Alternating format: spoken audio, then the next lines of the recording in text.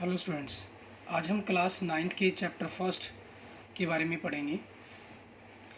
आप संख्या रेखा के बारे में पहले पढ़ चुके हैं। हम संख्या रेखाओं के ऊपर कुछ संख्याएं बनाई हैं, जैसे 1, 3/2, 2 वर्गमूल 5, 3, 4। इन संख्याओं को बनाया है। हम क्लास 9th के इस फर्स्ट चैप्टर के जो बेसिक कंसेप्ट है उसके अंदर इसके बारे में जानेंगे।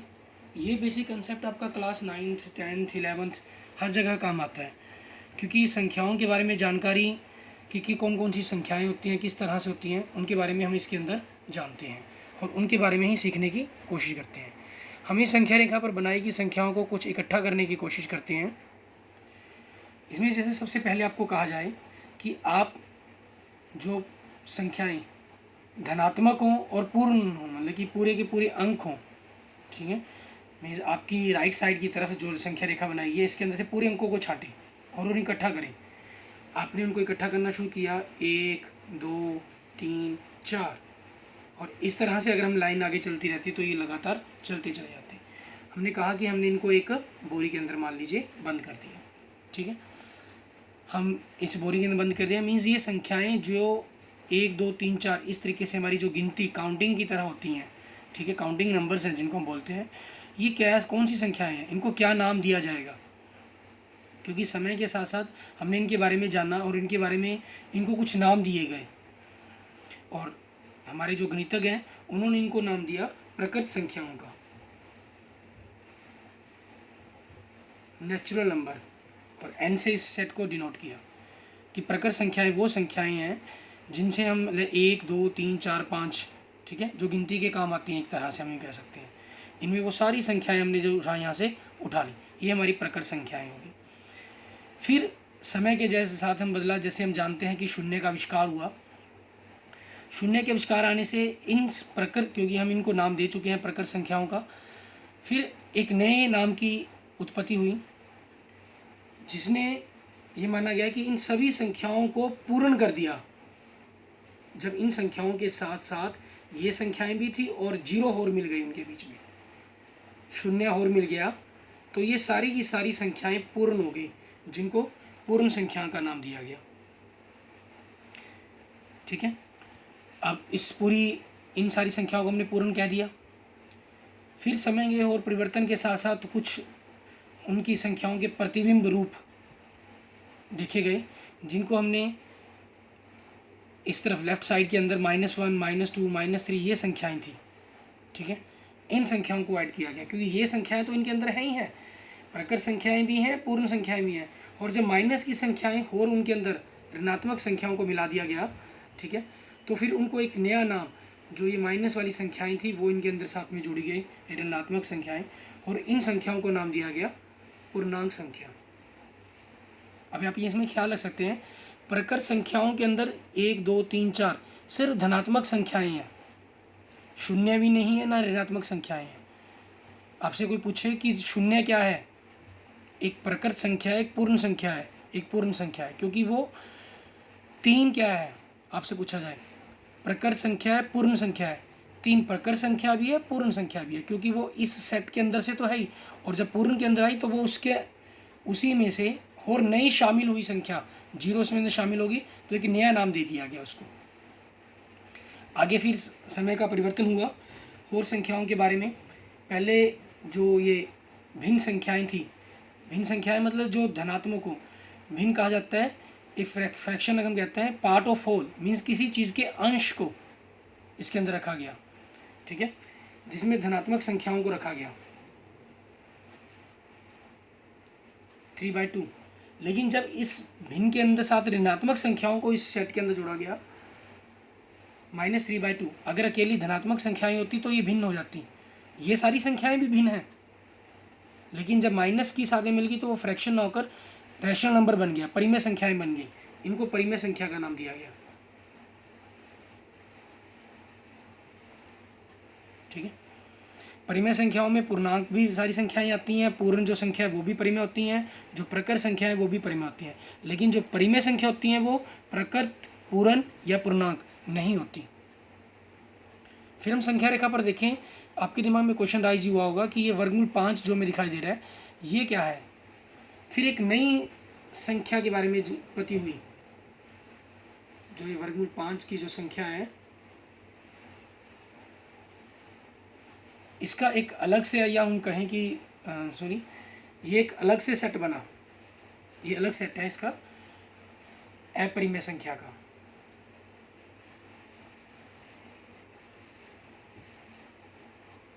अपरिमेय संख्या का, परिमेय संख्या और अपरिमेय संख्या का मिलाकर जो पूरा सेट बना, इसको नाम दिया गया रियल नंबर्स, मीन्स वास्तविक संख्याएं। ऐसी कोई भी संख्या जिसको हम संख्या रेखा पर रिप्रेजेंट कर सकते हैं, दिखा सकते हैं, उनको हम रियल नंबर, वास्तविक संख्याएं कहते हैं। परिमेय संख्या यहाँ पर आपको यहाँ ध्यान रखना है, परिमेय संख्याएं वो संख्याएं होती हैं जिनको हम अंश बटा हर, मीन्स पी बटा क्यू रूप में लिख सकते हैं। जिन संख्याओं को पी बटा क्यू रूप में लिखा जा सकता है, ऐसा कोई भी पूर्णांक, पी और क्यू जहाँ पूर्णांक है, पी और क्यू पूर्णांक है, ऐसी कोई भी संख्या जिसको हम पी बटा क्यू रूप में लिख सकते हैं, वो संख्या आपकी परिमेय संख्या कहलाती है। जहाँ पी और क्यू पूर्णांक होंगे, पी और क्यू दोनों के दोनों आपके पूर्णांक होंगे, और जो क्यू है वो बराबर जीरो नहीं होगा, वो क्यू जीरो आपके बराबर नहीं होना चाहिए। अगर वो शून्य के बराबर है तो फिर वो आपकी परिमेय संख्या नहीं है, वो एक अलग नंबर बन जाते हैं। उनकी जो परिभाषा है, उनका जो बारे में जो है वो इनडिटरमिनेट फॉर्म कहलाती हैं, वो अलग है, जिसके बारे में हम अपनी अगली कक्षाओं के अंदर, आगामी कक्षाओं के अंदर जिसके बारे में हम पढ़ेंगे भी। और जो अपरिमेय संख्याएं, ये अलग संख्याएं हैं, ये परिमेय से अलग हो जाती हैं, इनको पी बटा क्यू रूप में नहीं लिखा जा सकता, किसी भी ढंग से इनको नहीं लिखा जा सकता है। इन संख्याओं के आगे जो दशमलव रूप होते हैं परिमेय और अपरिमेय के, इनको शांत अशांत के साथ साथ, मतलब कि अनावर्ती, आवासनी, terminating, non terminating, recurring, non recurring, इन तरह के शब्दों के बारे में आपने पढ़ा होगा, सुना होगा अपनी 8th क्लास तक। उसके बारे में क्या होती हैं, क्या कौन सी टर्मिनेटिंग होगी, कौन सी नॉन टर्मिनेटिंग होगी, रिक्यूरिंग होगी, नॉन रिक्यूरिंग होगी, उन सभी चीज़ों के बारे में हम आगे पढ़ेंगे। आवर्ती, अनावासनी, अनावर्ती, उन संख्याओं के बारे में हम आगे आपको पढ़ेंगे कि कौन सी रहेंगी। हम जनरल फिलहाल अभी इन्हीं के बारे में जानते हैं, जितना हमने इस मैटर को किया है। इस मैटर के ऊपर ही हम जनरल पहले कुछ क्वेश्चंस करते हैं, फिर इनको इन पर हम कुछ क्वेश्चंस करते हैं। जैसे सबसे पहला क्वेश्चन सत्य और असत्य पर है, क्या सभी पूर्णांक पूर्ण संख्या हैं? क्या सभी पूर्णांक पूर्ण संख्या है? सभी पूर्णांक, हम यहाँ सेट पर आए, सभी पूर्णांक, जो ये वाले भी पूर्णांक होंगे ऋणात्मक, क्या ये पूर्ण है? नहीं है। पूर्णांक, पूर्ण के अंदर प्रकृत संख्याओं की जो सारी धनात्मक संख्या थी वो शून्य शामिल हुआ, वो बना। पूर्णांक के अंदर ऋणात्मक भी आती हैं। तो आपसे क्वेश्चन पूछा गया, क्या सारी पूर्णांक पूर्ण हैं? नहीं, ठीक है, सारी पूर्णांक पूर्ण नहीं है। इसके अंदर आप इन चीज़ों का खास ख्याल रख सकते हैं कि जैसे जो वास्तविक संख्याएं होती हैं, रियल नंबर्स होते हैं, इनको हम परिमेय और अपरिमेय में बांटते हैं। परिमेय को आगे आपका जो कैटेगराइज किया गया है, दो कैटेगराइज के अंदर किया गया, एक पूर्णांक संख्याएं और एक आपके फ्रैक्शन, भिन्न दशमलव संख्याएं, या दशमलव कह लें हम एक प्रकार से, क्योंकि ये धनात्मक और ऋणात्मक दोनों हो सकती हैं। पूर्णांक भी जीरो, धनात्मक, ऋणात्मक कुछ भी हो सकता है। इसके अंदर से कैटेगराइज किया गया, अकेले धनात्मक संख्याओं को प्रकृत संख्या कहा गया और जीरो के साथ शामिल कर लिया गया इनको, ठीक है, तो इनको पूर्ण संख्या कहा गया। इसमें जो अकेले धनात्मक दशमलव संख्याएं हैं, इनको भिन्न कहा गया, और ऋणात्मक को साथ में ले लिया गया, तो वो दशमलव संख्याएं हमारी थी, ठीक है, परिमेय का ही तो वो भाग हैं एक हमारे पास, क्योंकि जो पूर्णांक है वो भी परिमेय होते हैं, जो दशमलव वाले भाग हैं वो भी परिमेय होते हैं। क्योंकि जैसे 2.5 है, इसको आप 25/10 लिख सकते हैं, मीन्स p/q फॉर्म में लिखा जा सकता है इसको, इसलिए जो दशमलव वाली संख्याएं वो भी आपकी परिमेय संख्याएं कहलाती हैं। इसी पर अगला क्वेश्चन, मीन्स ये था क्वेश्चन, क्या सभी पूर्णांक पूर्ण संख्या है? आंसर आ गया नहीं। आप देख रहे हैं, अगला क्वेश्चन देखेंगे, इसको सॉल्व करें। क्या प्रत्येक प्रकृत संख्या एक पूर्ण संख्या है? क्या प्रत्येक प्रकृत संख्या, ये प्रकृत संख्याएं होगी सारी की सारी पूर्ण है? हाँ, क्योंकि पूर्ण के अंदर ये सारी संख्याएं शामिल हैं और जीरो एक्स्ट्रा भी शामिल है, तो इसमें आंसर क्या हो जाएगा? बिल्कुल सही, जो आप आंसर दे रहे हैं, मुझे भेज रहे हैं, वो बिल्कुल सही है। कई बच्चों के आंसर आ चुके हैं मेरे पास, बिल्कुल सही, ठीक है। नेक्स्ट क्वेश्चन, क्या प्रत्येक परिमेय संख्या एक पूर्ण संख्या है? क्या प्रत्येक परिमेय संख्या, परिमेय परिमेय के अंदर है पूर्ण, ठीक है, जो अगर वो उसके बाहर है फिर तो संभव। क्या प्रत्येक परिमेय पूर्ण है? नहीं। इससे पहले ये वाली जो संख्या है वो पूर्ण थोड़ी है, क्योंकि पूर्ण परिमेय के अंदर पूर्ण वाले तो सारे गुण है, लेकिन पूर्ण में परिमेय वाले सारे गुण तो नहीं है ना, इसलिए नहीं। इसका आंसर क्या हो जाएगा? नहीं। क्या प्रत्येक पूर्णांक, क्या प्रत्येक पूर्णांक परिमेय है? हाँ जी, पूर्णांक की ये कैपेसिटी है परिमेय के अंदर, तो ये परिमेय के अंदर शामिल हो गया ना, ठीक है। तो क्या आंसर आएगा? बिल्कुल सही, ठीक है, बहुत सही बच्चों ने बताया मुझे, ठीक है, सही। कई बार कन्फ्यूज़न होती है शून्य के ऊपर आकर, हम शून्य पर कन्फ्यूज हो जाते हैं कि शून्य एक परिमेय संख्या है या नहीं है। क्वेश्चन है जैसे, क्या शून्य एक परिमेय संख्या है? शून्य, आप यहाँ देखें, ठीक है, शून्य एक परिमेय संख्या है या नहीं? शून्य एक परिमेय संख्या, क्योंकि परिमेय संख्या का ही भाग हो गया वो, तो शून्य एक परिमेय संख्या है, ठीक है। और यहाँ एक चीज़ का खास क्या ध्यान रखेंगे, कई बार आपके इस सेट को देखकर, मतलब कि इस ग्राफ को देखकर ये डाउट हो जाए कि जो ऋणात्मक संख्या, मैंने यहाँ पर भिन्न की बात की थी आपको कि भिन्न होगा, भिन्न ख्याल रखें, भिन्न ए पार्ट ऑफ होल है, किसी भी चीज़ का भाग, जब किसी चीज़ का भाग होगा तो वो ऋणात्मक में नहीं होगा, ठीक है, इस बात का खास ख्याल रखेंगे। यहाँ इस सेट के अकॉर्डिंग ये मत सोचना कि आपको मतलब कि वो उसका भाग होगा।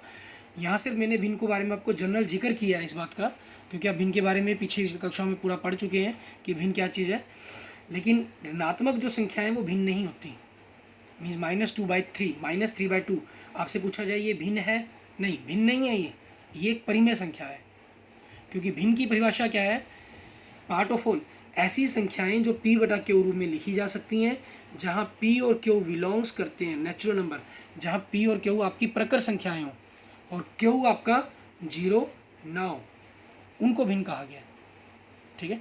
इस चीज़ का हमें खास ध्यान रखना है यहाँ पर, क्योंकि बड़ी क्लासेस में भी हम चले जाते हैं, हमारे दिमाग में भिन्न और परिमेय संख्याओं के अंदर कन्फ्यूज़न हो जाती है।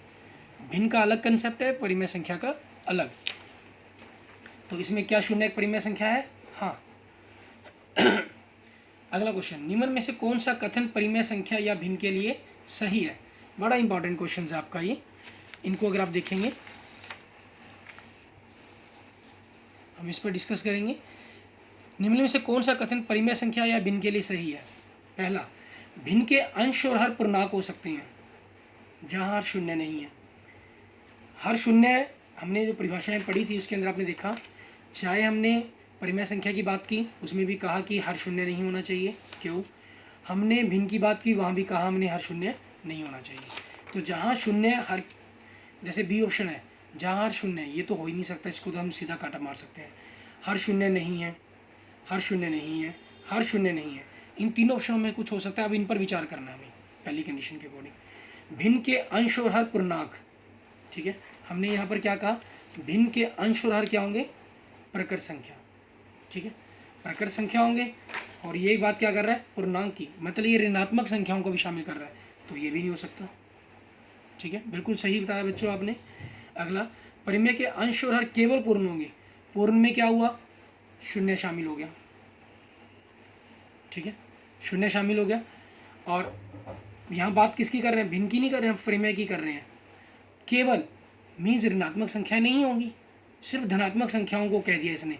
यहाँ भी क्या होगी? ये मिस्टेक, क्योंकि परिमेय के अंदर जो परिभाषा है वो ये कहती है कि वो पूर्ण नहीं, वो क्या होंगे? पूर्णांक होंगे, ठीक है, हमने इसके बाद अंदर पढ़ा पूर्णांक संख्याएं होंगी। तो पूर्णांक होने के कारण ये क्या हो गया? यहाँ भी परिभाषा के अंदर कमी आ गई। तो अगला नेक्स्ट, परिमेय के अंश और हर पूर्णांक है, बिल्कुल सही, जहाँ हर शून्य नहीं है, बिल्कुल सही, ठीक है। इस परिमेय संख्या की परिभाषा के अंदर एक बात और कही जाती है कि जो HCF है P और Q का, वो 1 होता है, ये इसकी स्टैंडर्ड परिभाषा है, ठीक है।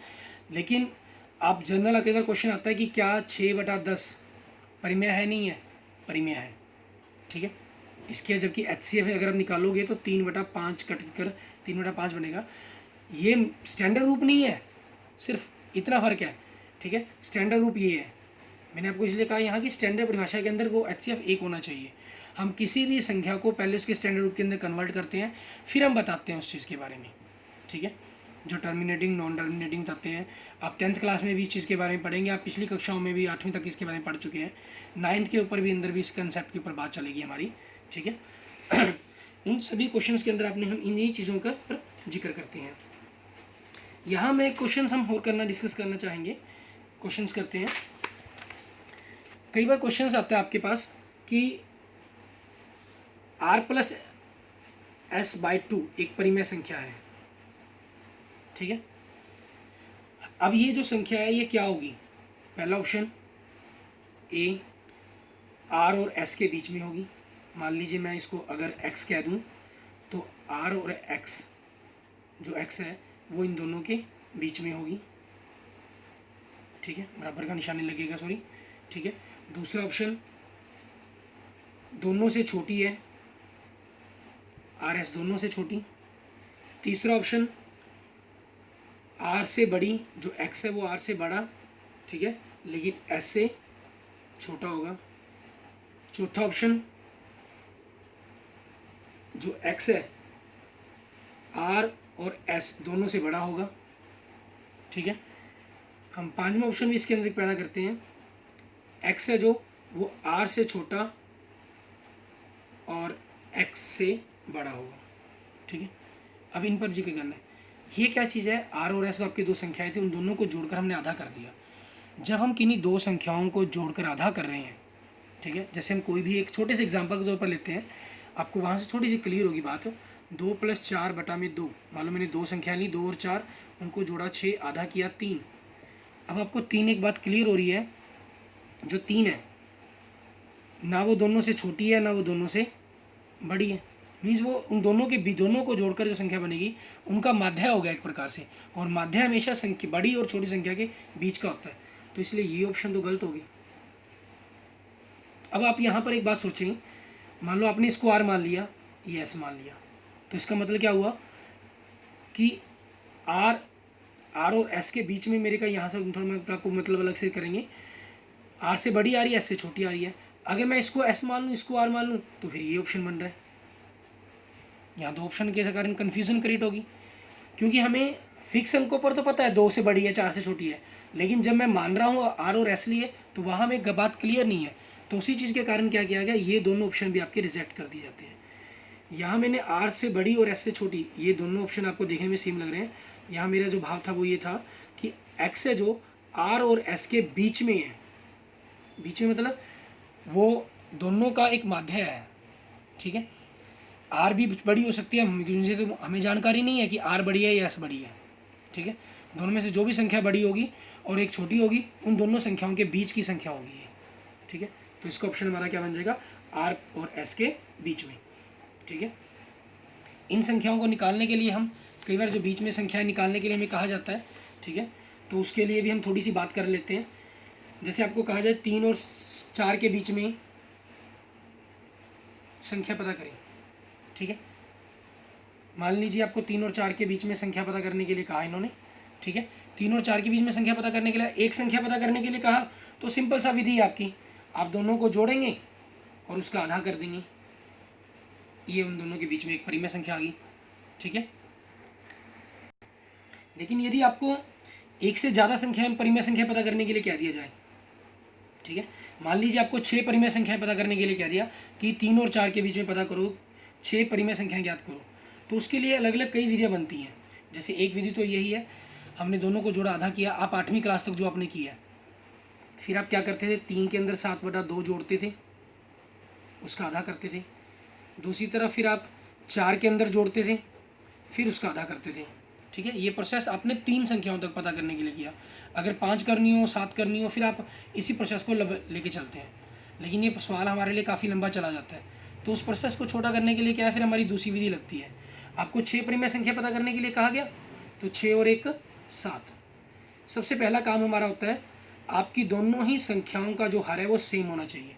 यहाँ बाई चांस ये सेम है, अगर ना हो तो मान लो ये 2 होता या 5 होता, तो हम इनको आपस में रिवर्स में गुना करके सेम कर लेते हैं इनको, ठीक है।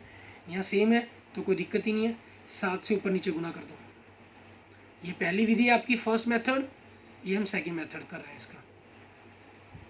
7 21, 7 1 7, 7 चौके 28 बटा में 7, तो उनके बीच में परिमेय संख्या क्या बन जाएंगी?